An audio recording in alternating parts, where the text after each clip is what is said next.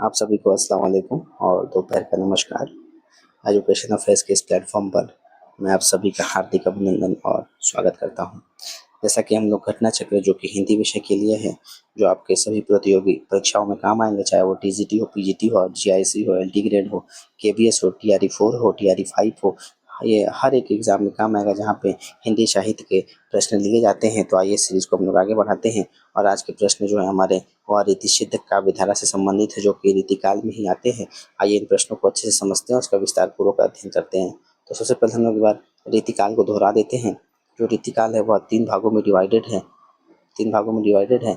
एक तो रीतिबद्ध हो गया, फिर उसके बाद रीतिसिद्ध हो गया और रीतिमुक्त हो गया। तो हम लोगों ने रीति जो बद्ध हो गया और रीतिमुक्त हो गया इसकी चर्चा कर ली है। आज हम लोग रीतिसिद्ध की चर्चा करेंगे। तो एक बार फिर से समझते हैं रीतिबद्ध क्या है। जो रीतिबद्ध है वो क्या है? बद्ध का मतलब बनना, मतलब कि जो काव्य शास्त्र हो गए या नियम हो गए काव्यों के, उनके में बनना, जैसे कि रस हो गया, अलंकार हो गया, नायिका भेद हो गया, तो इसमें बंद करके जो रचनाएं की गई है तो इसे हम लोग रीतिबद्ध के अंतर्गत रखते हैं। जैसे इसमें केशव मतीराम हो गए, देव हो गए, भूषण हो गए, तो ये सब इसमें रीतिबद्ध में आते हैं। वहीं पे अगर रीतिसिद्ध की बात करें तो रीतिसिद्ध का क्या मतलब हो गया कि इसमें जो हिंदी साहित्य के रीतिकाल में जो रिद्धि सिद्धि काव्य नाम की कोई काव्य नहीं है। मतलब जो इसमें अगर अगर रीतिसिद्ध की बात करें तो जो क्या किए कि इन्होंने कोई नए जो काव्य शास्त्र है, नियम है, उसका इन्होंने जो है निर्माण नहीं किया। इन्होंने जो रीतिबद्ध कवियों ने जो निर्माण किया था, उन्हीं पर क्या किया, उनका इन्होंने प्रयोग किया रीतिसिद्ध कवियों ने। और रीतिमुक्त की अगर बात करें तो ये क्या थे, स्वच्छंद थे। इन्होंने ऐसा कोई काव्य शास्त्र का पालन नहीं किया, जैसा उनको अच्छा लगा अपने अनुसार उन्होंने काव्य की रचना की। तो आइए आज हम लोग रीतिसिद्ध के प्रश्नों को देखते हैं। तो इसमें पहला नंबर मतलब 120 नंबर प्रश्न है कि रीतिकाल को रीतिसिद्ध काव्यधारा के कवि कौन है? तो रीतिकाल के जो रीतिसिद्ध काव्यधारा के कवि हैं तो वह कौन है? इसमें बिहारी हैं, जो किससे संबंधित है? रीतिसिद्ध काव्यधारा से संबंधित है।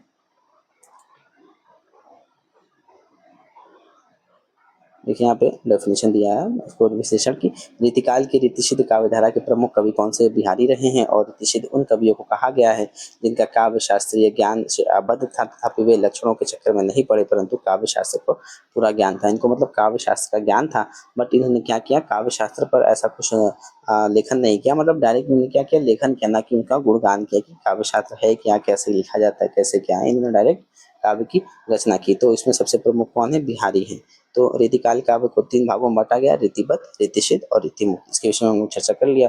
और रीतिबद्ध जो काव्य धारा में के कवियों ने काव्य शास्त्रीय परंपरा आदि का निर्वाह कर लक्षण ग्रंथों का निर्माण किया, जिससे चिंतामणि, भिखारी दास, देव मतीराम, पद्माकर और आदि थे, जिसके विषय में हमने चर्चा किया। तो ये से रीतिबद्ध के कवि थे। वहीं पे अगर हम लोग बिहारी की बात करें तो जो कवि बिहारी हैं इनका जन्म 1595 में होता है। और अगर इनकी मृत्यु की बात करें तो यह 1663 के आसपास होता है, 1663 में होता है, ठीक। और इनका जो जन्म है कहाँ होता है? ग्वालियर एमपी में होता है। और वहाँ पे एक गांव है गोविंदपुर, वहीं पे है। तो अगर ये क्या थे, जयपुर के जो राजा है जयसिंह के दरबारी कवि थे। तो बिहारी किससे दरबारी कवि हैं? जो जयपुर के राजा हैं जयसिंह, उनके दरबारी कवि रहे हैं। और इनकी रचनाओं की बात करें तो इनकी एक रचना जो बहुत ही ज़्यादा फेमस है, इन्हीं से इनकी ख्याति है, तो वो कौन सी? बिहारी सतसई है। बिहारी सतसई है, जिसमें टोटल 713 दोहे हमको देखने को मिलता है। और इन दोहों में जो है मुख्य रूप से श्रृंगार रस का वर्णन मिलता है हमको। और इसके अलावा इसमें भक्ति हो गया, नीति हो गया। नीति मतलब जो नैतिक शिक्षा हमें देती है कि क्या करना चाहिए, कैसे करना चाहिए, क्या करना चाहिए, हमारे लिए सही क्या है, गलत क्या है। तो नीति परक हमको शिक्षा भी इससे देखने को मिलती है काव्य के माध्यम से।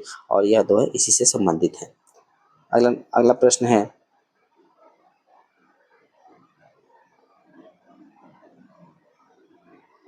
देखिए इसी में और आगे है कि रीतिबद्ध काव्य धारा के कवियों ने लक्षण ग्रंथ न लिख करके लक्षण को ध्यान में रखते हुए ग्रंथों का निर्माण किया।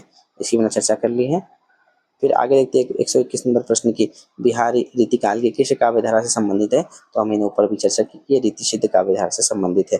निम्नलिखित में से कौन सा कवि रीतिबद्ध परंपरा में है? तो रीतिबद्ध परंपरा में कौन है? तो वह है मतीराम, ठीक। और अगर बिहारी लाल बिहारी रीतिसिद्ध से है, घनानंद और आलम क्या है? रीतिमुक्त काव्य धारा से संबंधित है। और वहीं पे 123 नंबर प्रश्न है कि निम्नलिखित में से एक कवि ने लक्षण ग्रंथ की रचना नहीं की है। लक्षण ग्रंथ की रचना किसने नहीं की है? तो बिहारी ने नहीं की। लक्षण ग्रंथ कौन करेगा? जो रीतिबद्ध के काव्य धारा से संबंधित होंगे वह लक्षण ग्रंथ की जो रचना है वह करेंगे। बट बिहारी किससे संबंधित है, तो यह रीति सिद्ध काव्य धारा से संबंधित है रीति काल में।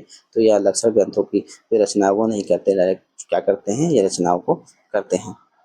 बिहारी अकेले कवि हैं जिन्होंने ग्रामीण संस्कृति के विरुद्ध घृणा की अभिव्यक्ति की है। यह कथन किसका है, ये बहुत ही फेमस कथन है जो कि डॉक्टर बच्चन सिंह के द्वारा लिखित है। तो डॉक्टर बच्चन सिंह क्या कहते हैं कि बिहारी कवि क्या है, जो ग्रामीण क्षेत्र है ना, तो उसके लिए क्या क्या है, बहुत ही घृणा से उसकी अभिव्यक्ति की है, इनके द्वारा कहा गया है, इनके जो साहित्य ग्रंथ है उसमें।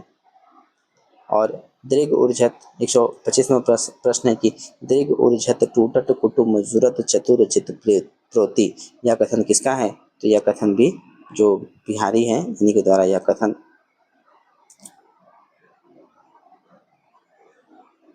मेरा। देखिए मतलब क्या है इसका कि अर्थात आंखें क्या हैं, उलझती हैं, परिवार टूटता है, पर चतुरों के हृदय का प्रेम जुड़ता है, किंतु दर्जनों के हृदय क्या है, गांठ पड़ी है। यह कैसा विधान है, यह पंक्तियां भी किसकी है, बिहारी लाल की ही है।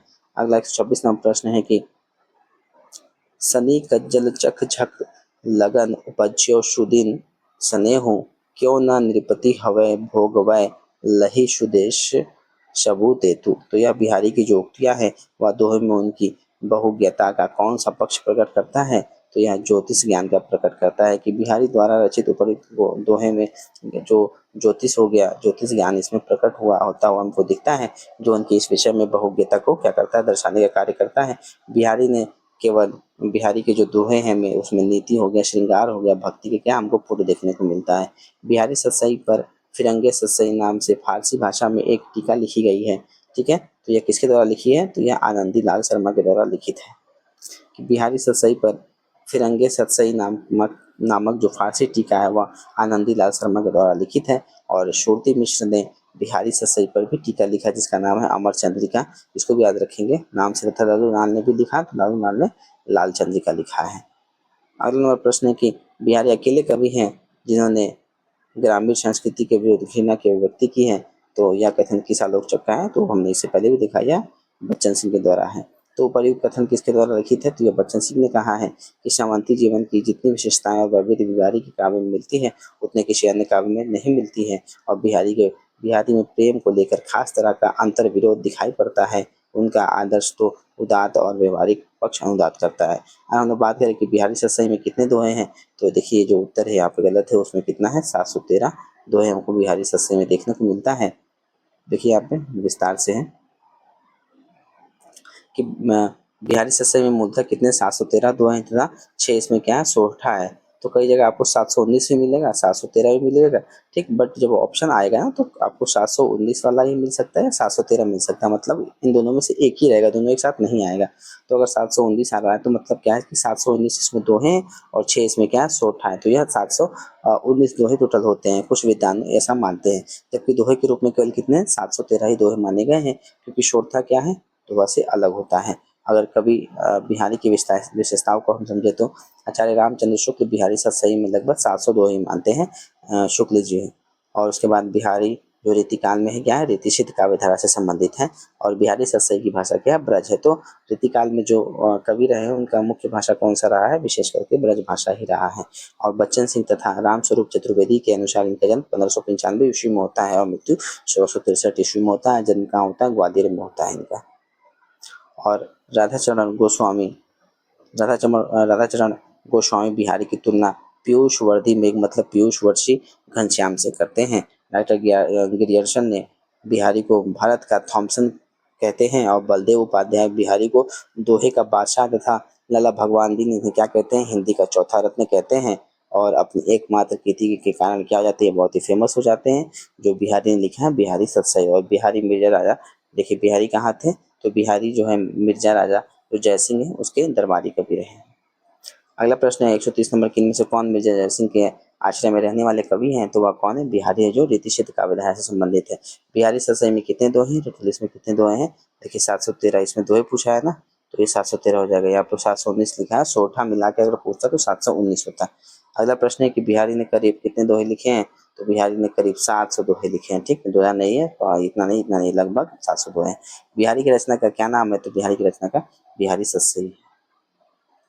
बिहारी निम्न में से, अगला प्रश्न है कि 134 की बिहारी निम्न में से किस काल के कवि हैं, तो वह रीति काल में आते हैं और रीति काल में भी किस में आते हैं, रीति सिद्ध काव्य धारा से संबंधित है कौन?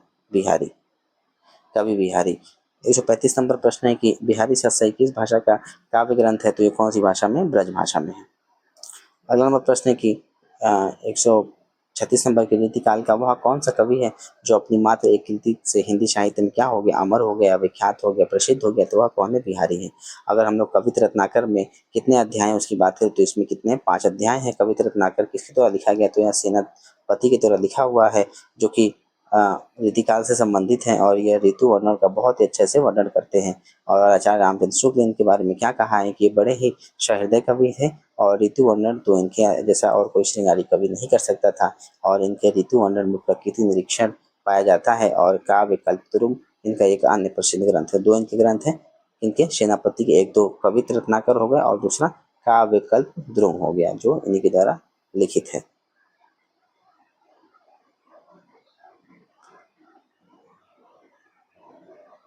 अगर हम लोग कविता रत्नाकर की बात करें तो यह कब लिखी गई थी? तो यह 1649 ईस्वी में लिखी गई है बिहारी।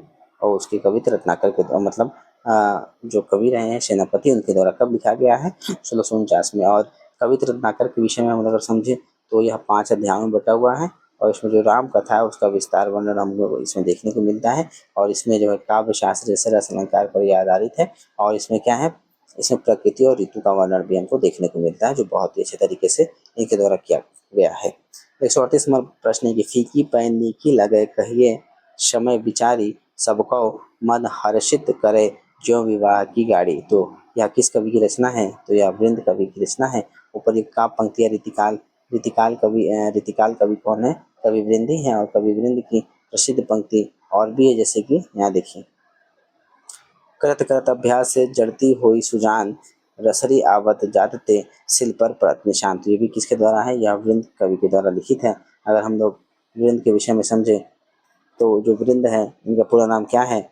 तो जो वृंद कवि हैं इनका पूरा नाम वृंदावन दास है। ठीक, वृंदावन दास है। और इनका जन्म 1643 ईस्वी में होता है और मृत्यु 1723 ईस्वी में होता है। और ये भी हिंदी साहित्य के जो रीतिकाल के एक महत्वपूर्ण कवि रहे हैं, जिन्होंने विशेष रूप से क्या लिखा है? जो नीतिपरक काव्य हैं उन पे इन्होंने ज़्यादा कविताएं लिखी हुई हैं। अगर इनकी बात करें रचनाओं का तो इनका जैसे वृंद का क्या हो गया? वृंद सतसई हो गया, जो कि 1704 में लिखा गया था और इसमें 700 दोहे भी इसमें देखने को मिलते हैं। उसके बाद भाव पंचाशिका हो गया, जो कि 1686 में लिखा गया। ठीक है, इनका सन भी याद रखेंगे। वीरेंद्र सतसई कब लिखा जा रहा है? तो 1704 में। और भाव पंचाशिका 1686 ईस्वी में लिखा जा रहा है। और फिर श्रृंगार जो शिक्षा है यह 1687 में लिखा जा रहा है। और पवन पचीसी इसमें ऋतु का वर्णन है, तो ये भी इनके द्वारा लिखा गया है। तो वीरेंद्र का जो काव्य है सरल और सहज भाषा में लिखा गया है, जिसमें कहावतें और मुहावरों का क्या है? सुंदर प्रयोग हमको देखने को मिलता है। और जिससे उनके दोहे जनसाधारण में क्या है? बहुत ही लोकप्रिय हैं। तो ये आज के प्रश्न थे जो कि रीति सिद्ध काव्य धारा से संबंधित थे। आई होप बहुत ही हेल्पफुल वीडियो रहा होगा। तो कृपया चैनल को सब्सक्राइब, लाइक, शेयर जरूर करें। कोई डाउट और सजेशन जरूर बताएं। Thank you.